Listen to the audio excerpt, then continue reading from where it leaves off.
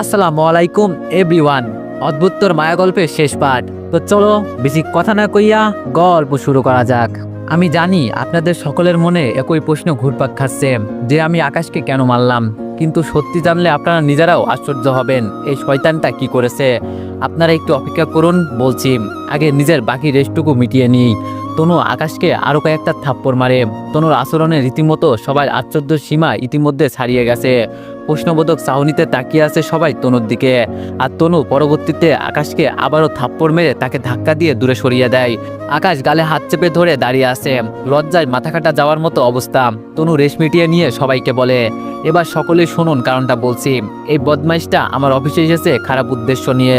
শুরুতে আমি এই বেয়াদবের উদ্দেশ্য সম্পর্কে জানতে পারিনি, কিন্তু ধীরে ধীরে বুঝতে পারি এই ছেলের মতলব খারাপ। আমি একজনের সাথে সিরিয়াস একটা রিলেশনে রয়েছি, কিন্তু তারপরেও এই বদমাইশ ছেলে আমাকে একটা ফাঁদে ফেলে বিয়ে করেছে। অবশ্য সেই বিয়ের কোনো ভ্যালু নেই, কারণ কোর্টের একটা কাগজে সে আমার থেকে চালাকি করে সিগনেচার নিয়েছে। আর তাছাড়া সেই কাগজটা আমি কৌশলে জব্দ করে নিয়ে ছিঁড়ে ফেলেছি। কিন্তু এই ছেলের উদ্দেশ্য ছিল সে আমায় কৌশল করে বিয়ে করবে, যাতে করে সে আমার সম্পত্তি ভোগ করতে পারে। কিন্তু পরবর্তীতে আমি তার উদ্দেশ্য জানতে পেরে চালাকি করে আমার সিগনেচার করা কাগজটা নিজের আয়ত্ত করে নিয়ে নষ্ট করে ফেলেছি, যাতে সে আমার কোনো ক্ষতি করতে না পারে। আর আজকের আয়োজনের আসল উদ্দেশ্য হলো এই ছেলের ইতিহাস সম্পর্কে সবাইকে জানানো। এছাড়া আরেকটা উদ্দেশ্য আছে, সেটা হলো আগামীকাল আমি বিয়ে করতে যাচ্ছি, যেটার অগ্রিম দাওয়াত আপনাদের খাইয়ে দিলাম। আমার ধুমধাম করে বিয়ে করার কোনো ইচ্ছা নেই, কিন্তু আপনাদের একটা হক আছে, তাই আজকে অগ্রিম আয়োজন করলাম। আর আমি যাকে বিয়ে করব তার সাথে সকলের একবার পরিচয় করিয়ে দিই। এই সোয়ান, এইদিকে আসো। আকাশ লজ্জায় কিছুটা দূরে সরে দাঁড়ায়। সোয়ান তনুর কথা মতো কর্মচারীদের মধ্যে থেকে গিয়ে তনুর পাশে দাঁড়ায়। আর তনু সকলের সামনে সোয়ানের পরিচয় করিয়ে দেয় এবং আগামীকাল তনু আর সোয়ান বিয়ে করতে যাচ্ছে সেই বিষয়ে ঘোষণা করে। কিছুটা দূরে দাঁড়িয়ে আছে আকাশ, ভিতরটা জ্বলে পুড়ে ছারকার হয়ে যাচ্ছে আকাশের তনুর সমস্ত কথা শুনে। একটু আগে একগাদা মিথ্যা দোষ তনু আকাশের উপর চাপিয়ে দিয়েছে, যেটার একটাও সে করেনি। উল্টো তনু নিজেই সবকিছু করেছিল। আকাশ যেদিন জয়নিং এর জন্য আসে সেই দিন তনুই তাকে ফোর্স করে বিয়ে করেছে, আর আজ তনু তাকেই উল্টো অপবাদ দিয়ে সবার চোখে আসামি বানিয়ে দিয়েছে। আকাশ কখনোই এমনটা আশা করেনি তনুর থেকে। মন থেকে সত্যি সে তনুকে অনেক বেশি ভালোবাসতো, কিন্তু তনু শেষমেশ তার সাথেই চোখ উল্টো করে নিল। আকাশের কেমন যেন কোনো কিছুই বিশ্বাস হচ্ছে না, মনে হচ্ছে সে যেন কোনো দুঃস্বপ্ন দেখছে। তনু আর সোয়ানের দিকে ফেলফেল করে তাকিয়ে আছে আকাশ, ভিতরে ভিতরে প্রচন্ড আফসোস হচ্ছে। ভাবার কথা ছিল কি আর কি হলো। ভালোবাসার পরিণাম যে কতটা ভয়ানক হতে পারে সেটা আকাশ আজ বাস্তবে দাঁড়িয়ে নিজের চোখে দেখছে। পুরো অফিসের সবাই আকাশের দিকে ঘৃণার নজরে তাকিয়ে আছে। দু চারটে খুন করে কাঠগড়ায় দাঁড়ানো আসামির মতো দাঁড়িয়ে আছে আকাশ, সে আজ কিছু না করেও আসামি। তনু সোয়ানকে ডেকে নিয়ে সবার সাথে পরিচয় করিয়ে দেয়। সোয়ানের চোখে মুখে হাসি, আর আকাশ কষ্টের ঠিকাদারি নিয়েছে। তনু সোয়ানকে পরিচয় করিয়ে দিয়ে আকাশের কাছে যায়, গলার আওয়াজ ছোট করে। আকাশ আর সে ছাড়া কেউ শুনতে না পায় এমন করে বলে, কিরে কেমন ফিলিংস হচ্ছে তোর? আজকের দিনটার জন্য বহুদিন ধরে অপেক্ষা করেছিলাম। কি ভেবেছিস তুই আমাকে বারবার অপমান করবি আর আমি তোকে ছেড়ে দিব? না রে, আমি এতটা দয়ালু নই। আমি সেই তনু যে কারোর দেওয়া কষ্টের কথা ভুলি না। কেউ আমায় একবার কষ্ট দিলে আমি তাকে সেটা সুদে আসলে 10 বার ফিরিয়ে দিই। তবে তোর ভাগ্যটা ভালো ছিল, তুই আমায় 5 বছর আগে অপমান করেছিস। তোদের জন্য আমার বাবা মারা গিয়েছে, কিন্তু আমি তোর বেলায় সেটা ভুলে গিয়েছিলাম। তবে তুই পরের বার আবারও একই কাজ করলে আমার পার্টিতে অপমান করে। আর সেদিন এই আমি ঠিক করে নিয়েছি, তোর উপরে অতীত এবং বর্তমানে সমস্ত প্রতিশোধ নিব। সেই কারণে আমি তোর সাথে অতিরিক্ত ভালোবাসার নাটক শুরু করেছিলাম। অবশ্য আমিও তোকে ভালোবাসতাম, কিন্তু তোর কারণে অপমানিত হওয়ার পর সমস্ত ভালোবাসা ঘৃণায় পরিণত হয়েছে। এছাড়া যদিও তুই আজাদ সাহেবের সাথে কথা বলে সব ঠিক করেছিস, কিন্তু আমি তনু যেটা একবার করব ভাবি সেটা করেই সারি। আর তোর কারণেই আমি বাধ্য হয়ে সোয়ানের সাথে সম্পর্ক করেছি, না হয়তো আজ আমি তোর সাথে থাকতাম। যে নারী অসম্ভব ভালোবাসতে জানে সে ঘৃণাও করতে জানে। তুই সেদিন ওই রকমটা না করলে আজ তোর এই দুঃসময় দেখতে হতো না। একে একে বেশ কয়েকবার তুই আমাকে আঘাত করেছিস, আর সেই সব তোকে ফিরিয়ে দেওয়ার পালা। আমার বাবা মারা গিয়েছে, কিন্তু তোরা কেউ সাহায্য করিসনি। তোরা যদি আমার বাবা সাহায্য করতি তাহলে আজও আমার বাবা জীবিত থাকতো। বাবার দুঃসময় আশায় তোরা সব কয়টা সাইড কেটে পড়েছিস। তার উপরে টাকার কারণে আমায় তুই অপমান করেছিস। কি জানো বলেছিলি তখন? আমি তোর যোগ্য না। আমার মতো অনেক মেয়ে দৈনিক তোর পিছনে ঘোরে, আজ দেখ তো কে কার যোগ্য না। তুই আমাকে গত 5 বছর আগে তুচ্ছ ভেবেছিলি, আজ দেখ আমার আশেপাশে আসার যোগ্য তোর নেই। তার উপরে আবার আমাকে পার্টিতে অপমান করা। হ্যাঁ, দেখ এখন কেমন লাগে। সেদিন যখন সোহান অফিসে এসেছিল তার একদিন পর আমি সোহানের সাথে মিলে সব প্ল্যান করি। তোকে সোহান রাস্তার মাঝে আটকে ছিল, এটাও আমাদের একটা প্ল্যানের অংশ ছিল। আমাদের ইচ্ছে ছিল তোকে কষিয়ে একটা মার দেওয়া, কিন্তু তুই সেদিন বেঁচে গেছিস পিস্তলের কারণে, আর আমাদের প্ল্যান বৃথা যায়। তারপর আবার নতুন করে প্ল্যান সাজাই আজকের জন্য। এত টাকা পয়সা নষ্ট করেছি শুধু তোকে অপমান অপদস্থ করার জন্য। তুই আমাকে ভরা মজলিসের সামনে অপমান করেছিস, তাই আমি ঠিক করেছিলাম তোকে একটা আয়োজন করে সেখানে ইচ্ছে মতো অপমান করব। সেটা তোকে আজ করলাম। আকাশের চোখ থেকে অশ্রু ঝরতে শুরু করে তনুর কথাই। যাকে সে সবটুকু দিয়ে ভালোবাসে সেই তনুই তার উপরে প্রতিশোধ নেওয়ার জন্য ভালোবাসার নামক জঘন্য একটা নাটক করেছে। দুই গাল লাল হয়ে গিয়েছে আকাশের তনুর থাপ্পড়ের কারণে। ভীষণ কষ্ট হচ্ছে আকাশের, টলমল করে চোখের পানি পড়ছে। কি পরিমাণ কষ্ট হচ্ছে আকাশের ভিতরে তা কারোর পক্ষে অনুমান করা সম্ভব না। তনুর দিকে ফ্যালফ্যাল করে তাকিয়ে আছে আকাশ। আকাশ ভাবছে আমি বরাবরের মতোই হতবাগা। আমি আমার দুঃখগুলো একটা গ্লাসে রাখি, গ্লাস গলে যায়। একটা কাঠের পাত্রে রাখি, তাতে আগুন ধরে যায়। একজন ঘৃণিত লোকের চুল্লিতে রাখি, ততক্ষণে সে মারা যায়। একটা উন্মুক্ত আগ্নেয়গিরির মুখের মধ্যে পুড়ে দিই, কিন্তু ওরা শূন্যপথে উত্তপ্ত লাভা হয়ে উড়ে যায়। আমার দুঃখগুলো কারোর সাথে ভাগাভাগি করার চেষ্টা করি, সে আমার মজা উড়িয়ে চলে যায়। আমি আমার দুঃখগুলো কোনো আলোকিত সমাজে রাখি, সেই সমাজে বিশৃঙ্খলা শুরু হয়ে যায়। আমার দুঃখগুলো আমি পুনরায় আমার নিজের ভিতরে ফিরিয়ে আনি, সেই দুঃখ আমায় কাঁদিয়ে ছারখার করে দেয়। আমি তাকে স্বার্থহীনভাবে ভালোবাসলাম, আর পরিশেষে সে আমার সাথে নৃশংসতা দেখালো। হায় রে দুনিয়া। তনুর দিকে তাকিয়ে চোখের পানি ছেড়ে মনে মনে আফসোস করছে আকাশ। তনুর বিন্দু পরিমাণ মায়া হচ্ছে না আকাশের চোখের পানি দেখে, উল্টো আরো প্রতিহিংসা দেখিয়ে বলে, আরে বাহ, তোর তো দেখি বেশ লজ্জা, অল্পতেই তোর চোখে পানি বেরিয়ে গেছে। আমি তো ভেবেছিলাম তোর মধ্যে লজ্জাবোধ বলতে কিছুই নেই, কিন্তু এখন দেখি তোর চোখ দিয়ে পানি পড়ছে। তার মানে একটু হলেও তোর ভিতরে লজ্জা আছে। তবে তোর লজ্জা থাকা না থাকা দিয়ে আমার কোনো লাভ নেই। আর তোর চোখের পানি দেখে আমি আর গলছি না, তাই তোর জন্য ভালো হবে বৃথা চোখের পানিগুলো নষ্ট করিস না। কারণ এখন মাত্র একটা ধাপ গিয়েছে, আরেকটা ধাপ এখনো বাকি আছে। সেজন্য বলছি চোখের পানিগুলো আপাতত বাঁচিয়ে রাখ, একটু পর কাজে লাগবে। আকাশ তনুর কথা শুনে বুঝে উঠতে পারে না তনু কিসের ধাপের কথা বলছে। ইতিমধ্যে তনু আকাশকে সজোরে এক ধাক্কা দিয়ে উল্টে মাটিতে ফেলে দেয়। তারপর সে সরে যায়। সোহান এগিয়ে আসে আকাশের কাছে। আকাশ নিজেকে সামলে মাটি থেকে উঠার আগেই আকাশের কলার চেপে সোহান ধরে। আকাশ পুরোপুরি নিশ্চুপ। সোহান আকাশের কানের দিকে নিজের মুখ কিছুটা এগিয়ে তনুর নাই দুইজন ব্যতীত কেউ না শোনে এমন করে বলে, খুব দেমাগ বেড়েছিল তোর, তাই না? খুব অহংকার হচ্ছিল তোর তনুকে পেয়ে। দেখ তনু এখন আমার। আগামীকাল আমরা দুজনে বিয়ে করে সংসার শুরু করব। আগামীকাল সারা জীবনের জন্য তনু আমার হয়ে যাবে। আগামীকাল থেকে তোর তনুর শরীরে আমি স্পর্শ করব। ওর উপরে আগামীকাল একান্তই শুধু আমার অধিকার থাকবে। আকাশ সোহানের কথা শুনে সোহানের দিকে কিছুটা আক্রোশ নিয়ে তাকায়। সোহান আকাশের তাকানোর দেখে আকাশকে বলে, সেই দিন পিস্তল নিয়ে বহু বাহাদুরি দেখিয়েছিস, কিন্তু আজ তোর বাহাদুরি আমি ছুটিয়ে দিব। সোহান আকাশের উপরে বসে নৃশংসভাবে আকাশকে মারতে আরম্ভ করে, কিন্তু আকাশ একটু টু শব্দও করে না, চুপচাপ পড়ে পড়ে মার খাচ্ছে। অফিসের সবাই দৃশ্যটা তাকিয়ে তাকিয়ে উপভোগ করছে। কেউ আকাশকে বাঁচাতে আসছে না, কারণ সবার নজরে আকাশ ঘৃণিত। সোহান আকাশকে মারতে মারতে আকাশের নাক মুখ ফাটিয়ে রক্ত বের করে ফেলেছে। নাক মুখ থেকে অনর্গল রক্ত পড়ছে আকাশের। কেউ কোনো মনুষ্যত্ব দেখাচ্ছে না আকাশের জন্য। সোহানের ভিতরেও কোনো মায়া দেয়া কাজ করছে না, সে প্রহার করেই চলেছে আকাশকে। এমন সময় অফিসের ম্যানেজার খালেক সাহেব দৌড়ে আসে আকাশকে বাঁচানোর জন্য। এত সময় বেচারা চাকরি হারানোর ভয়ে চুপচাপ করে থাকলেও এখন আর চুপ করে থাকতে পারে না। সাহস করে আকাশকে বাঁচাতে চলে আসে, কারণ কেউ না জানলেও খালেক সাহেব জানে আকাশ নির্দোষ। কয়েকদিন আগে তনু নিজেই তিনাকে বলেছে আকাশ তার হাজবেন্ড, কিন্তু যদি আকাশ সত্যি তাকে ফন্দি করে বিয়ে করত তাহলে তনু তিনাকে কখনোই ওইভাবে বলতো না। মানুষ আপন মানুষকে নিয়েই জোর গলায় বলে, কারোর পেশারে পড়ে তনুর মতো ওইরকম নিখুঁতভাবে কথা বলার কারোর পক্ষে সম্ভব না। খালেক সাহেব জোরপূর্বক সোহানকে আকাশের কাছ থেকে টেনে ছাড়িয়ে আকাশকে ধরে মাটি থেকে তোলে, কিন্তু সোহান আবারও তেড়ে যায় আকাশের মারার জন্য। খালেক সাহেব আকাশকে ছেড়ে সোহানকে আটকানোর চেষ্টা করে। এই সুযোগে পিছন থেকে আকাশ সামনে এগিয়ে গিয়ে শরীরের সমস্ত শক্তি দিয়ে সোহানকে কষি একটা লাগিয়ে দেয়, যার ফলে সোহান সাথে সাথে ঢুলে মাটিতে পড়ে যায়। আকাশের এক ঘুষিতে সোহানের দুনিয়াদারি উলটপালট হয়ে গিয়েছে। নাক ফেটে অনবরত রক্ত পড়ছে। রক্তের কারণে চেহারার নকশা বদলে গিয়েছে সোহানের। সারা মুখে রক্ত লাল হয়ে গিয়েছে। মাটির মধ্যে শুয়ে নাক চেপে ধরে আছে সোহান। তনু সোহানের অবস্থা দেখে সোহানের কাছে দৌড়ে আসে। আকাশ সোহানের অবস্থা সত্যি 12টা বাজিয়ে দিয়েছে। এত সময়ের প্রতিশোধ আকাশ একেবারে উঠিয়ে নিয়েছে হিসেব বরাবর। তবে আকাশের ভিতরটা ক্ষতবিক্ষত হয়ে যাচ্ছে তনুর আচরণে। রক্ত দুজনের শরীর থেকেই পড়ছে, কিন্তু তনু তাকে নয়, সোহানকে সামলাচ্ছে। রক্তের সাথে চোখের জল ঝর্ণার পানির ন্যায় টলমল করে পড়ছে আকাশের চোখ থেকে। হতবাগার মতো তাকিয়ে আছে তনুর দিকে আকাশ, আর তনু সোহানকে সামলে মাটি থেকে ধরে উঠে বসায়। আকাশের উপর প্রচন্ড রাগ উঠে যাচ্ছে তনুর। ইচ্ছে করছে আকাশকে এখনই খুন করে ফেলতে, তবে এমনটা করা সম্ভব নয়, কারণ অনেক মানুষজন রয়েছে উপস্থিত। তার উপরে একটা মানুষকে খুন করা দু চারটে কথা নয়। সোহানকে কোনো মতে সামলে রাগান্বিত কণ্ঠে আকাশকে বলে, আকাশ, এই মুহূর্তে তুই আমার অফিস থেকে বের হ, না হয় কিন্তু আমার হাতে তোর কোনো অঘটন ঘটবে। তোর কত বড় সাহস, তুই আমার সোহানের শরীরে আঘাত করিস? তুই এর জন্য কখনোই ক্ষমা পাবি না আকাশ, একদম জানে মেরে ফেলবো তোকে। আমার সোহানের গায়ে হাত উঠানোর ফল তোকে অবশ্যই ভোগ করতে হবে। অবশ্য আমার সমস্ত প্রতিশোধ নেওয়া শেষ তোর উপরে, কিন্তু একটু আগে যেটা করলি সেটার কারণে আমি নয়, সোহান তোর উপরে নিজেই প্রতিশোধ নিবে।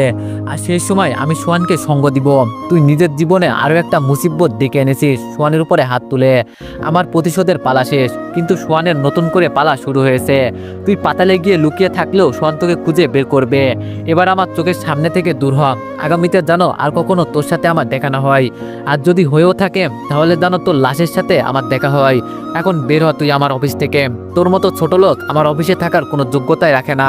তনুর কথা শুনে আকাশের প্রচন্ড হাসি পায়। তনুর কথায় কোনো প্রত্যুত্তর না করে সজোরে হাসতে হাসতে তনুর অফিস থেকে বেরিয়ে চলে যায়। আপদ বিদায় হয়েছে। আকাশ চলে যাওয়ার পর তনু কয়েকজনের সাহায্য নিয়ে সোহানকে হসপিটালে নিয়ে যায়। ডাক্তার জানায় সোহানের নাকের ভিতরে হালকা করে চোট লেগেছে, তেমন বড় ধরনের কোনো ক্ষতি হয়নি।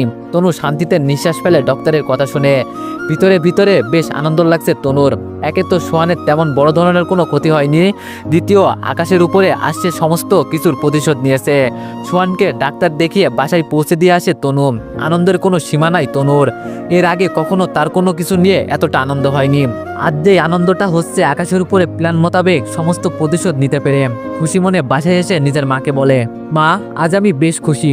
জানো, আজ আমি ওই আকাশের উপরে সমস্ত প্রতিশোধ নিয়েছি। আমার বাবার প্রতিশোধ এবং আমাকে করা অপমানের শোধ আজ আমি আকাশের উপর তুলেছি।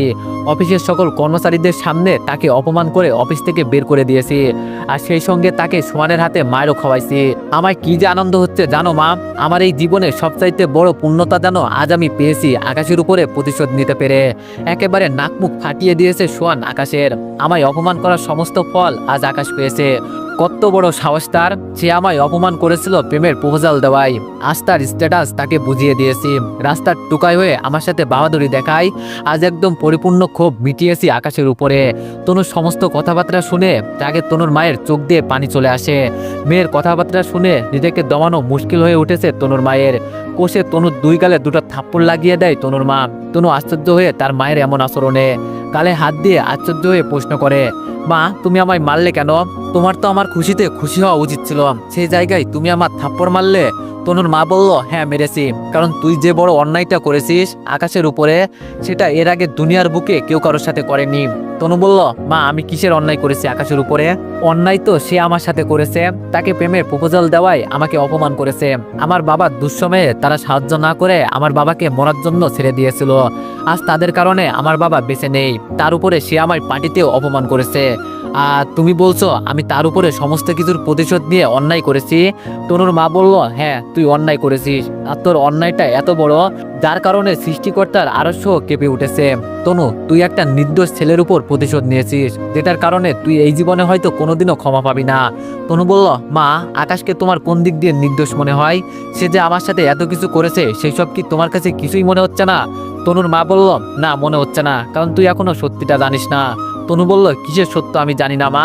তনুর মা বলল, শুনতে চাস? তনু বলল, শুনতে চাই। তনুর মা বলল, ঠিক আছে, বলছি। তবে আমি কখনো চাইনি তোকে এই সত্যিগুলো বলতে, কিন্তু শেষমেশ বাধ্য হচ্ছি বলতে। শুরুতেই তোর বাবার কথা দিয়ে শুরু করি। তোর বাবা সেলিম সাহেব একসাথে বিজনেস করতো, কিন্তু মাঝপথে তোর বাবাই সেলিম সাহেবের থেকে আলাদা হয় অন্য একটা কোম্পানির সাথে হাত মিলিয়ে অধিক পরিমাণ লাভের জন্য। আর সেটাই তোর বাবার কাল হয়েছে। তোর বাবা সেলিম সাহেবকে রেখে যেই কোম্পানির সাথে শেয়ার বিজনেস করেছে সেই কোম্পানি তো ডুবেছেই, সাথে তোর বাবাকেও ডুবিয়েছে। তোর বাবা সমস্ত টাকা পয়সা নিজের কারণেই হারিয়েছে। সেলিম সাহেব অনেকবার তোর বাবাকে বুঝিয়েছিল এমনটা না করতে, কিন্তু তোর বাবা সেলিম সাহেবের একটা কথাও শোনেনি।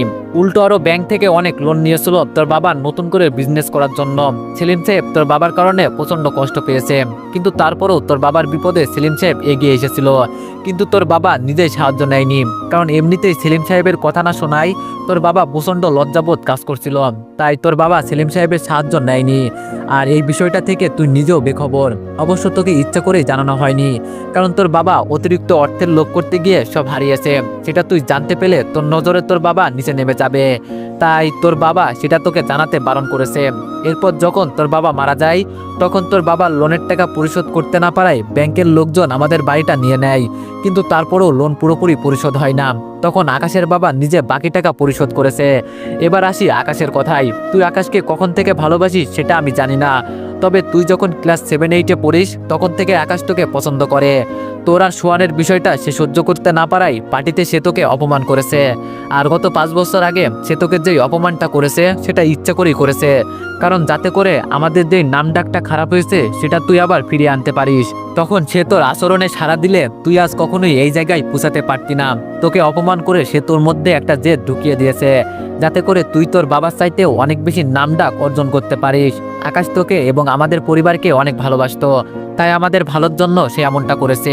এমনকি তুই যেই টাকায় বিজনেস করছিস সেটা আকাশেরই দেওয়া টাকা, কিন্তু আকাশ তোকে এইসব বিষয়ে কখনো না বলতে বলেছে, কারণ সে চায় না তুই তার কাছে কখনো ছোট হয়ে থাক।